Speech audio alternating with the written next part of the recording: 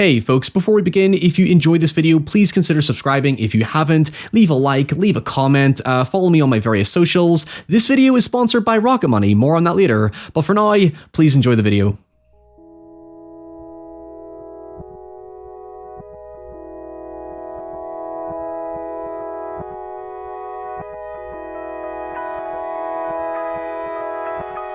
For how strongly it wears its themes on its sleeve to the point that the subtext is frankly just the text, Alex Garland's 2022 folk horror Men is in no shortage of profoundly disturbing and distressing scenes. However, the most uniquely unnerving one in my opinion is undoubtedly its simplest and least eventful when compared to the myriad of bizarre and gruesome fairy tale-like horrors that follow. For context, Men tells the story of a recently widowed young woman called Harper who escapes to the countryside in the hopes of finding room to breathe and heal her emotional wounds after the suicide of her mentally ill husband James. However, Harper is soon haunted by her traumatic past, as James's emotionally abusive gaslighting and impulsively violent behaviour, compounded with his prior threats of suicide should she divorce him, manifest in the form of various similarly looking men who antagonise Harper into believing James's death is ultimately her fault. Amongst the many interpretations that dig into the particular societal and gender nuances that directly speak for themselves, my interpretation of Men takes the broader perspective of a psychological allegory for the inescapably malignant burden of trauma and emotional abuse. A staple of classic British folk horror, I see Men as an indictment on how one terrifying moment in your life can reshape your entire perception of the world. And to best explore the emotional reckoning that transpires, I want to take you to the film's most evocative scene to demonstrate how it brilliantly establishes its nightmarish allegory. So, as always, brace yourself. Now, before we go any further, this video is sponsored by Rocket Money. As life goes on, budgeting my monthly spending has become more crucial than ever to stay on top of my mortgage, insurance, utility bills, and food costs, whilst trying to save some money for my wedding next year, but oh boy, do I spend an unhealthy amount on streaming subscriptions that I completely forgot I was even paying for. If you know that feeling, well, that's where Rocket Money comes in. Rocket Money is a personal finance app that helps you manage subscriptions, lower bills, make a custom budget, and grow your savings all in one place. Rocket Money automatically makes a list of all your subscriptions, so you can clearly keep track of your spending and easily cancel services you're no longer using with just a few taps, which is especially convenient given how relentless it can be these days to cancel a subscription. Rocket Money also automatically scans all your bills to find the best savings and can even help negotiate on your behalf, so you don't have to worry about things like long, arduous, soul-destroying customer service phone calls. Rocket Money has helped save its members up to $740 a year when using all of the app's premium features, with over $880 million in cancelled subscriptions alone. You can save more and spend less today and join over 10 million other members by simply going to rocketmoney.com/RyanH or clicking the link in the description box below to get started for free and unlock even more features with premium.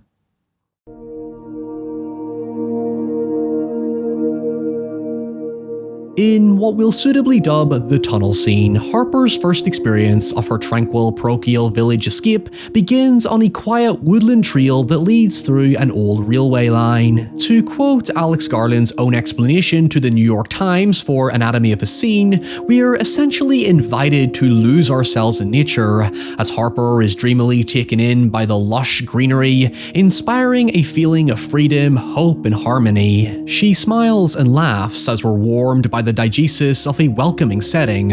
Harper has found temporary reprieve from the life she wishes to forget and leave behind. A wondrously spiritual and pleasantly meditative score by Ben Salisbury and Jeff Barlow, which also echoes the deeply rooted biblical undertones of the English setting, further elevates the glittering of rain and calming leaves as Harper transcends towards happiness and lets go of the burden of her guilt and grief, only to soon be confronted by a monstrous, almost otherworldly tunnel that's symbolized with an endless void of darkness. Yet distinctly, what immensely accentuates the prior serenity is how the tunnel scene is cleverly sandwiched between Harper's oppressive blood-stained memories of her husband's demise to starkly contrast the solace she's been searching for. It vividly conveys how Harper's trauma is persistently intruding on her escape, because, as we'll soon see, the scene ends by effectively robbing us of these newfound peaceful memories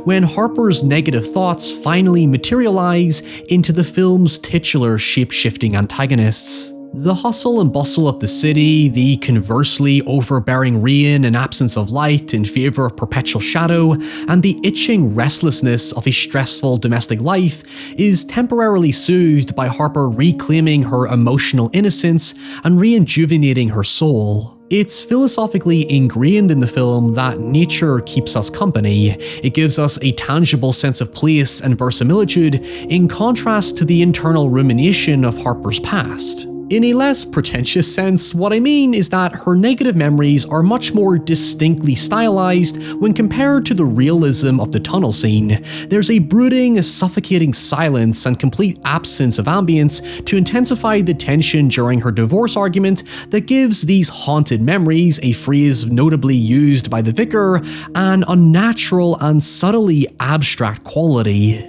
As Garland further explains in Anatomy of a Scene, the arrival at the tunnel to him serves to not only introduce horror conventions, but also bring them into question by presenting darkness as the purest form of fear. But instead of cowering away, Harper confidently embraces it, as a faint flickering light at the end of the tunnel cries out for her to continue her prosperous journey. In this very moment, Harper is unafraid and is finally back in control of her life. If she can get to the other side, she'll have overcome her demons, so to speak. To me, it's a metaphor for her mental health. This is exactly what she aspired to achieve, as she's already exerted that early high of excitement with newfound strength to battle onwards. As Garland further laments, she begins to have an intimate moment with the darkness. By creating a positive, beautiful melody from the reverberation, she creates light out of dark, as it were. Yet, venturing deeper into the tunnel, the soft glittering raindrops morph into harsher smacks on the ground as a figure emerges and menacingly echoes back with a somewhat inverse anti-melody, as if attempting to shut Harper down and regain its territory, soon defeating her into leaving the tunnel. It reflects back onto her relationship with James. He's trying to gaslight her into submission, to fearfully accept that this figurative and literal world is his territory in which he is in control.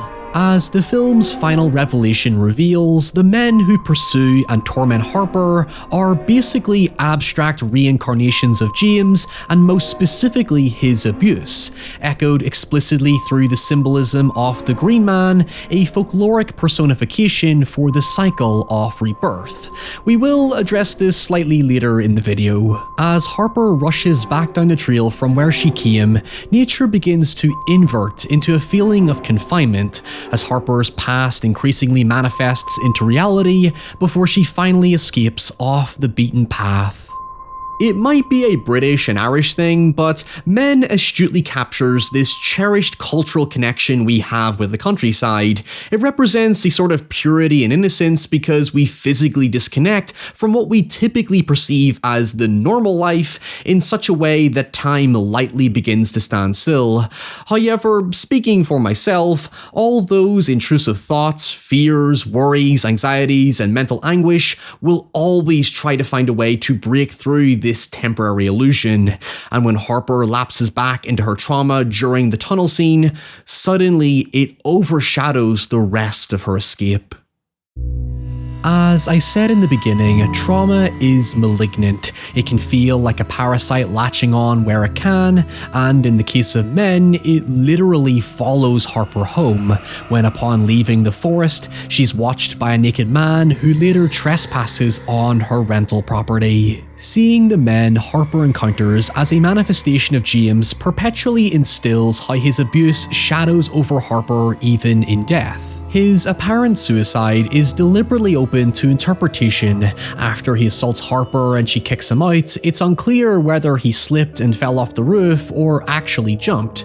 Yet regardless, the guilt Harper feels is deeply seated in his prior threats to kill himself, thus again, even in death, he is still able to control her emotionally and robs her of the ability to find peace and freedom, which of course is manifested further in the constant disparagement she's made to feel by the other men for James's death.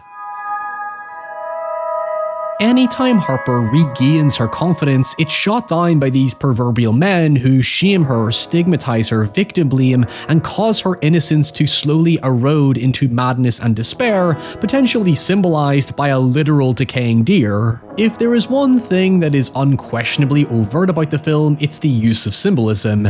There's a video I'm releasing later this month on Red Rooms that references the Lady of Shalott, specifically a painting by John Grimshaw that I ended up trickling back into men. If there's one evident literary and artistic style present, it's tragic romanticism, and I was reminded of the painting Ophelia by John Millay that depicts the drowning of the titular Shakespearean character, which many interpret as a symbol of losing innocence and the macabre beauty that surrounds her. It's much more about the feeling rather than something that is explicitly cerebral, but thankfully Harper's journey isn't, at least in my interpretation, a tragedy, as I do see her rekindling her agency in the end, instead of regressing back into the subservience James demanded of her. Now, given the more condensed short-form approach I'm taking with this video, I'm obviously not going to get into every example of how the systematic cycle of patriarchal abuse and toxic masculinity is sustained through ubiquitous institutions founded on antiquated traditionalist beliefs and values, mainly because everyone and their mother has analysed this film to absolute death by this point.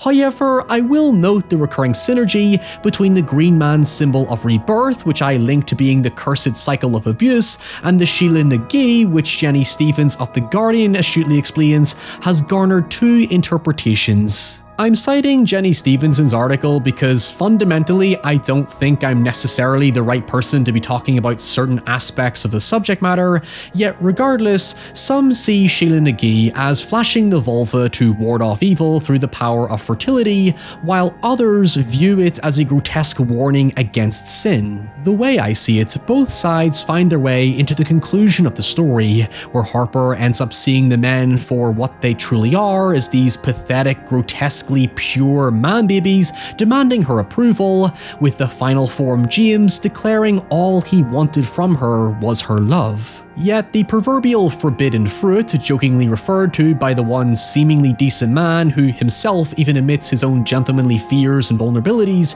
is very explicitly tied to the Garden of Eden and Eve tempting Adam into taking the fruit, thus opening the twisted perception that women are the first sinners and spark the downfall of man. To be honest, religion and its various symbols and traditions have been so bastardly weaponized that the whole institution has become brain rot to me, but anyway. Ultimately, going back to what I somewhat know, the reason I hone in on the tunnel scene and why it sticks out to me today is because it demonstrates how the horrors of our psyche manifest organically and insidiously into everyday life. It's not all about conventional scares and nightmare imagery, it's how our comfort zone and constant pursuit of peace and prosperity in a world so frequently thrown into chaos becomes disturbed and taken away by the mere presence of unease and unrest. In a split second, the horrors you seek to forget and overcome can so vengefully overshadow progress, and I say this as someone persistently searching for peace